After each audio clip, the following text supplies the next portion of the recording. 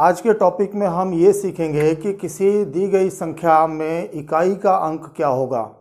तो इकाई का अंक, जैसे आपको एक क्वेश्चन दे दिया गया 13 टू द पावर 325 और 226 टू द पावर 84 और 5 into 5 to the power 86 into 7 to the power 221। इस तरह के जो भी क्वेश्चंस आपको दिए गए हों उनमें हम इकाई का अंक किस तरह से प्राप्त करेंगे ये हम सीखेंगे इस आज के वीडियो में। तो ध्यान रखिएगा, पहले हम आपको कुछ एग्जांपल्स लेते हैं। जैसे 1 की आप कोई सी भी पावर लगा दो, 5 लगा दो, हाँ 8 लगा दो, 10 लगा दो, तो वो हमेशा 1 ही रहता है। और फिर जब हम 2 की पावर लगाते हैं 1 तो 2 आता है, 3 की और 2 की पावर 2 लगा देते हैं तो 4, 2 की पावर 3 पे 8 और 2 टू द पावर 4 पे कितना हो जाएगा 16 और 2 टू द पावर 5 जब हम लगाएंगे तब कितना आ जाएगा 32। तो आप ये देख रहे हैं कि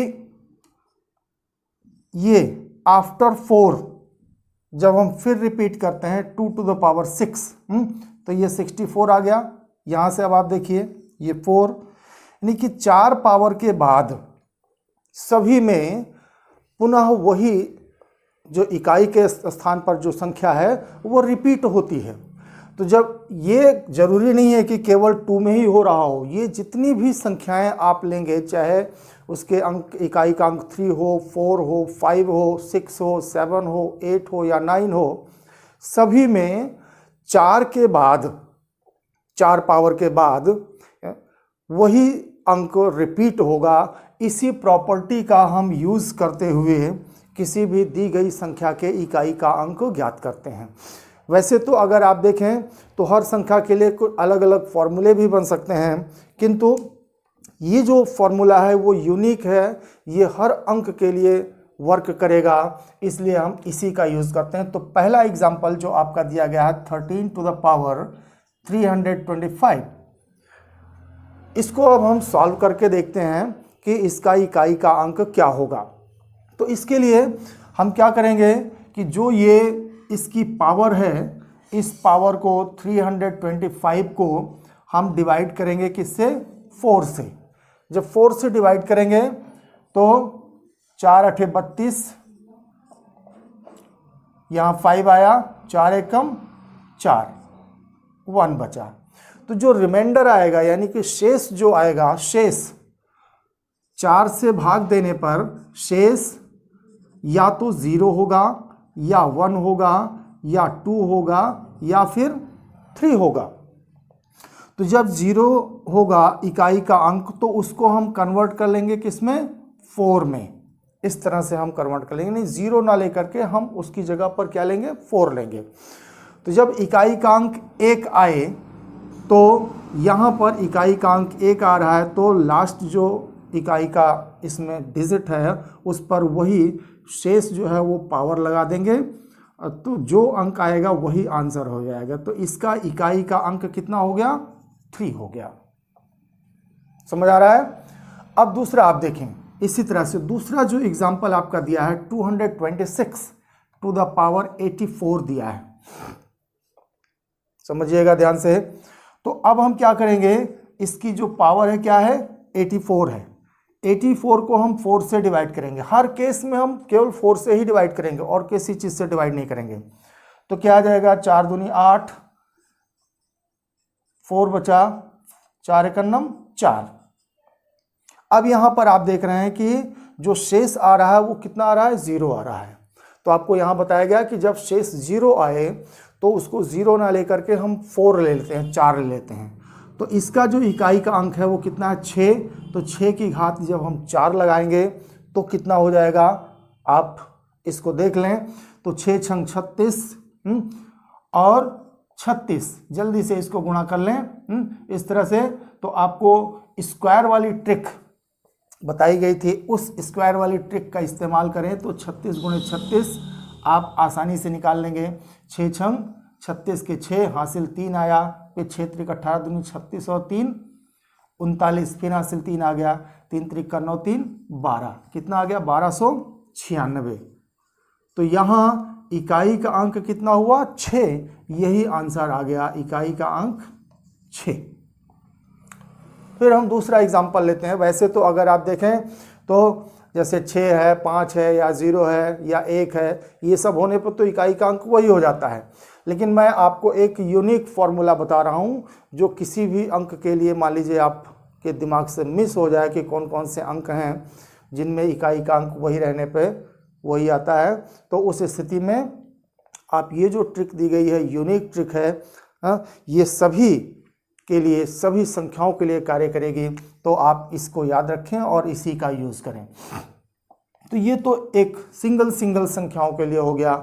लेकिन जब उसके साथ में और भी संख्याएं हों तब हम कैसे करते हैं। जैसे ये थर्ड जो एग्जांपल है आपका 5 to the power 86 into 7 to the power 221 है। तो जब हम इसको कन्वर्ट करेंगे, इसको 4 से डिवाइड करेंगे तो क्या बनेगा, बचेगा शेष 2 बचेगा, वो पावर हमने लगा दिया। और यहाँ जब हम डिवाइड करेंगे तो शेष कितना बचेगा, 1 बचेगा। तो अब हम इन्हीं को गुणा कर लेते हैं। तो ये कितना आ गया 25, ये कितना आ गया 7, फिर इकाई के ही अंक को आप गुणा करें तो 7 बचे 35, तो इकाई का अंक कितना आ गया 5। इस तरह से ये 5 आंसर हो जाएगा। चाहे जितनी संख्याएं दी गई हों, उन सभी संख्याओं के लिए हम इसी फॉर्मूले का उपयोग करते हैं। आइए अब हम कुछ और एग्जाम्पल्स लेकर के इन सवालों को सीखें। अब ये 2 एग्जाम्पल्स आपके सामने हैं। इन एग्जाम्पल्स में हम जो आपको फॉर्मूला बताया था उस फॉर्मूले का इस्तेमाल करते हैं और ज्ञात करते हैं कि इनके इकाई का अंक क्या हो सकता है। तो सबसे पहले आप देखें तो इसको 418 की पावर कितनी है 321। 321 को जब हम 4 से डिवाइड करेंगे तो कितना बचेगा शेष, 1 बचेगा। वो पावर हमने लगा दिया यहाँ पर इकाई के अंक पर। और फिर इनटू यहाँ इकाई का अंक 7 है और पावर है 218। 218 को जब हम 4 से डिवाइड करेंगे तो 4 पंचे 20, 4 चौक 16, 2 बचा, तो हमने वो पावर लगा दिया जो शेष बचा। और फिर उसके बाद इसका इकाई का अंक 3 है और इसको जब हमने 4 से भाग दिया तो 4 पंचे 20, 4 3 12, 2 बचेगा, ये हमने लिख दिया।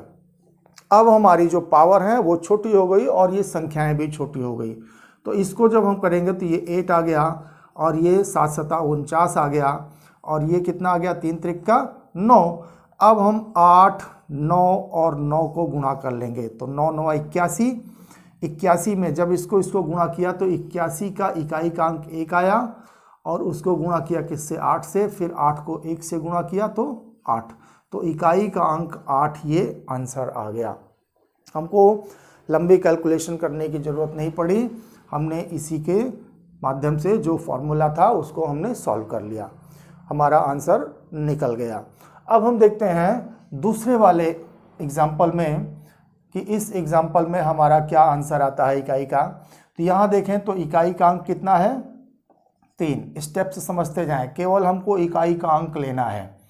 और उसके बाद ये जो पावर है, घात है 61, उसको 4 से भाग दीजिए। तो 4 से भाग देने के बाद शेष कितना आता है 1, वो घात यहाँ पर आप लगा दीजिए। फिर गुणे दूसरी संख्या का इकाई का अंक 4 है और घात 85 है, उसको 4 से भाग देने पर घात कितनी आ गई, शेष कितना आ गया 1, वो हमने लिख लिया। और फिर 721 का इकाई का अंक 1 है और इधर कितना है 64, जब 4 से भाग दिया तो शेष 0 आया, तो 0 ना लिख करके हमने आपको बताया था कि जब 0 आए तो हम उसकी जगह पर क्या लिख देते हैं 4 लिख देते हैं। अब इसको गुणा करते हैं, 3 की घात 1 3 आया, 4 की घात 1 4 आया, और 1 की घात चाहे जितनी लगी हो वो 1 ही आता है। इसको गुणा करेंगे तो कितना आ जाएगा, ये 12 आ जाएगा। अब इकाई का अंक 2 है, ये आंसर हो गया। तो आपने देखा कि इकाई का अंक निकालने के लिए हम किस ट्रिक का, किस फॉर्मूले का उपयोग करते हैं। जो फॉर्मूला आपको बताया गया है वो एक यूनिक फॉर्मूला है।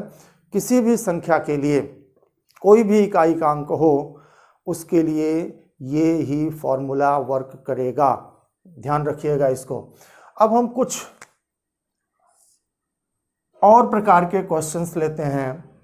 जैसे आपको दे दिया गया 825 गुणे 791 गुणे 4874 गुणे 7902, और आपसे कहा गया कि इसका इकाई का अंक ज्ञात कीजिए। तो इकाई का अंक ज्ञात करने के लिए हम कुछ नहीं करेंगे, केवल जो इकाई के अंक हैं उन्हीं अंकों को आपस में गुणा कर लेंगे। तो सबसे पहले तो हम ये देख लेते हैं कि यहाँ अगर आप देखें तो 5 को अगर आप 2 से गुणा करें तो 5 दूनी 10, इकाई का अंक 0। जब 0 आ जाए तो उसका इकाई का अंक क्या आ जाएगा, सीधा सीधा आप उत्तर लिख देंगे, इकाई का अंक बराबर 0। अगर ऐसी स्थिति ना हो तो हम सभी इकाई के अंकों को गुणा कर लेते हैं।